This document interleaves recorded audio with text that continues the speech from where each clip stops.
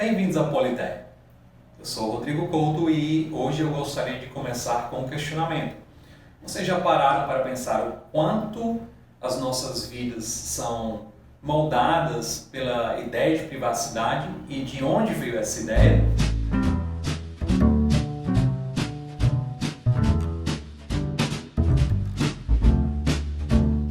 Existem muitos elementos das nossas vidas que nós ignoramos e nós os ignoramos porque eles são onipresentes. Eu acredito que um desses elementos é a privacidade.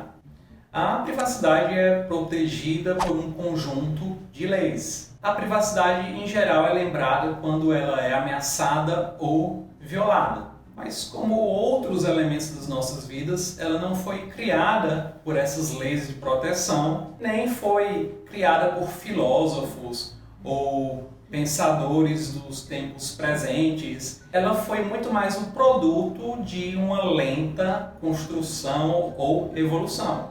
E só muito depois apareceram, por exemplo, leis de proteção à privacidade ou elaborações filosóficas sobre a privacidade. No fim das contas, tudo começou com um processo de transformação dos hábitos, talvez da própria psicologia das pessoas. Vamos ver como isso começa. Durante a maior parte da história da espécie, não havia privacidade. Esse é o nosso ponto de partida, o momento em que os seres humanos eram nômades e não tinham nem mesmo habitação permanente. É impossível falar na nossa ideia de privacidade nesse momento, seria anacrônico. Quando é que começa? Bem, vamos pular milhares de anos de história e vamos falar sobre uma civilização que é antiga, mas que nos influenciou. Alguns autores, inclusive, dizem que ainda somos todos romanos. Bem, vamos ver o quão diferente era a casa em Roma da casa contemporânea. Por que a casa? Porque a casa parece e aparece na história como o lugar da privacidade por excelência. Mas quando vamos para a casa romana, vemos que ela não possui as mesmas funções que as casas contemporâneas. A casa romana, tudo bem, servia para dar abrigo e proteção, mas não era tudo. As casas romanas possuíam ou um cômodo dedicado ao culto religioso, ou possuíam um altar. Os romanos acreditavam que existiam espíritos do lar, imaginem algo como elfos ou duendes, que precisavam ser propiciados com oferendas e atenção, veneração. Sem isso, eles poderiam causar prejuízos ou até danos significativos às pessoas da família. Objetos poderiam desaparecer, o alimento poderia estragar, pessoas poderiam ficar doentes ou sofrer acidentes. Já vemos aqui um contraste muito grande entre a casa romana e as casas modernas. As casas modernas não possuem essa função de permitir ou garantir um culto a espíritos do lar. Nem mesmo religiões modernas, elas possuem em geral um templo dentro de uma residência. Qual é a outra grande diferença entre as casas romanas e as nossas casas? As casas romanas tinham as portas abertas para muitas pessoas de fora. Muitas pessoas que iam para tratar de negócios, inclusive questões políticas. Existia em Roma a relação entre patrono e cliente. Aquela sociedade era essencialmente baseada em famílias, mas os chefes dessas famílias muitas vezes eram patronos de pessoas que vinham pedir favores e que em troca prestavam serviços. Essa era a forma da família projetar o seu poder através de toda a sociedade. A coesão da sociedade romana, então, muitas vezes dependia dessas relações entre patronos e clientes. Então vejam, a casa não só também tinha a função de templo, ou seja, de culto religioso, mas era também um dos elos da vida pública em Roma, algo que é inconcebível hoje em dia, porque nós fazemos uma diferença muito rígida entre público e privado. Então, se em Roma não existia essa diferença, quando é que ela começa? Bem, a grande transformação aparentemente veio com o cristianismo e a Idade Média.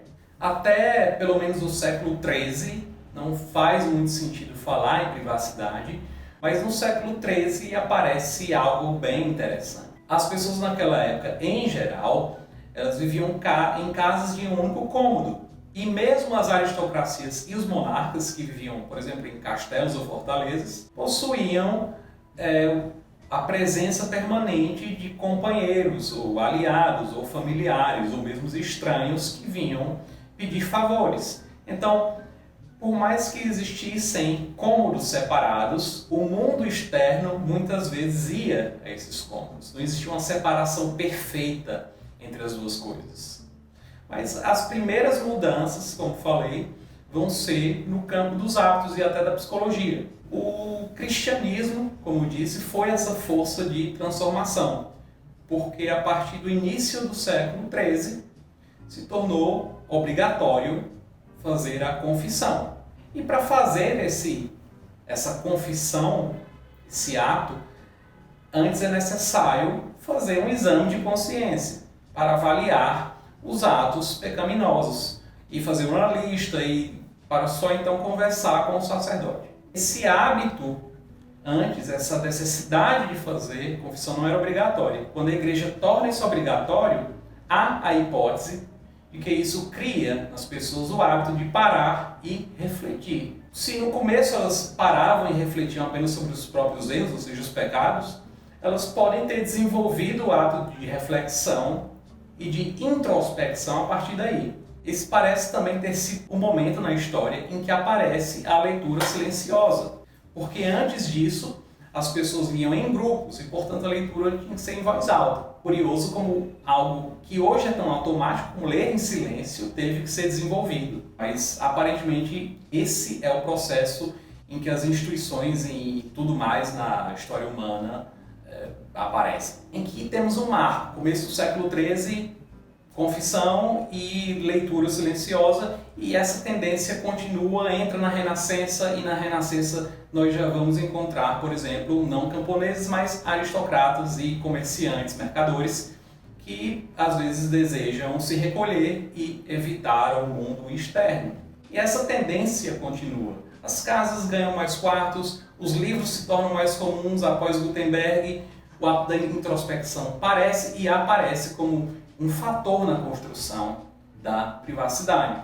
Porque, vejam, para introspecção, para reflexão, para leitura, nós precisamos muitas vezes de silêncio e de solidão. O hábito do silêncio e a solidão não eram tão comuns para essas atividades. Então, quando nós temos esses hábitos e essas novas necessidades, nós começamos a ver os contornos, a criação dos contornos de um domínio que eventualmente será chamado de domínio privado. Ainda não existia essa contraposição perfeita entre público e privado. Mas em 1590, ou seja, finalzinho do século XVI, nós encontramos a ideia, pela primeira vez, de cidadão privado, que é um sujeito que não participa das questões públicas, da vida política.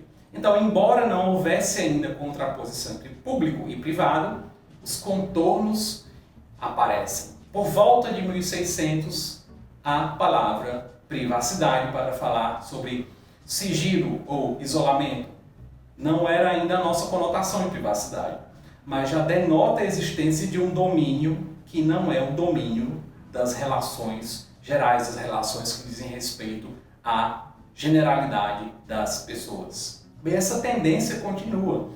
É do início do século XVII, ou da transição do XV para o XVII, afinal se trata de um diário, o primeiro diário escrito, atualizado todos os dias. Foi encontrado na Inglaterra. E essa tendência, como vimos, está forte e continua nos séculos XVII e XVIII. No século XVII, vamos ver, com a melhoria nas condições materiais, mesmo alguns dos mais pobres construindo casas no campo, ou seja, casas de agricultores que possuem mais de um cômodo. No século XVIII, finalmente as pessoas passam a compreender que existe, por exemplo, um direito a não ter as correspondências lidas, e isso ocorre durante a Revolução Americana. E no século XIX, o termo privacidade aparece como a condição daquele que está livre da intrusão alheia. Finalmente, o termo privacidade perde, por exemplo, a conotação negativa de ser algo que diz respeito muito mais a pessoas taciturnas, aquelas pessoas que querem o isolamento e a solidão e que são afetadas negativamente pela presença das outras pessoas. Vejam como foi necessário começar no século XIII e ir ao século XIX para ter essa construção do que vai ser compreendido como privacidade.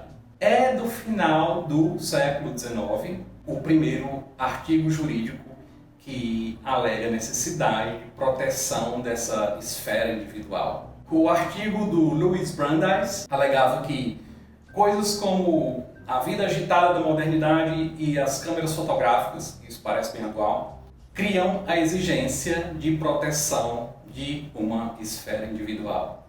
Bem, Louis Brandeis não conseguiu criar essa esfera com um artigo que foi publicado no Harvard Law Review. Mas, no início do século XX, nós temos um caso em que a Frances Cleveland, que era esposa do presidente Cleveland, ela se tornou objeto de várias campanhas publicitárias em que ela era representada, ou seja, a publicidade do período usava gravuras em diversas situações para vender diversos produtos, como produtos domésticos. E, finalmente, com isso, surgiu a primeira lei de proteção à privacidade nos Estados Unidos, muito antes da ocorrência em outros países. Então, vejam, nós temos um lento processo de transformação dos hábitos, da psicologia, do temperamento, chame como quiser, que precede em séculos a primeira lei de proteção da privacidade. Durante muito tempo ocorreu a construção, uma verdadeira gestação desse conceito. Ao menos da ideia de que eu, indivíduo, posso ter uma parede me separando dos demais indivíduos para que eu tenha silêncio e possa refletir ou ler ou me dedicar a alguma atividade privada. Todo esse trajeto histórico é necessário questionar. Bem, qual o estado da privacidade hoje em dia? A privacidade parece muito importante quando você lembra que ela é necessária para a reflexão, para colocar os nossos erros e acertos e o que quer que seja diante da nossa própria consciência. Mas se a pessoa não vê a importância da privacidade ou entrega a própria privacidade constantemente, será se nós não temos uma ameaça a esse mundo da reflexão e da introspecção? É o caso, talvez, das redes sociais ou de programas televisivos como reality shows. Então, o que nós vemos é muito mais uma entrega voluntária da privacidade do que uma ameaça externa à privacidade. Ora, isso também existe. Com tudo isso, eu quero deixar um questionamento. Vocês acham que essa destruição voluntária da privacidade, ela é perigosa e o quão perigosa ela é, se ela é realmente perigosa? E até que ponto vocês acham que o hábito da reflexão e da introspecção pode ser afetado, já foi afetado, por essa entrega constante e permanente da própria privacidade? Deixe isso nos comentários. Mais uma vez, obrigado pela atenção. Lembre-se de se inscrever no canal e ativar o sininho. Até a próxima!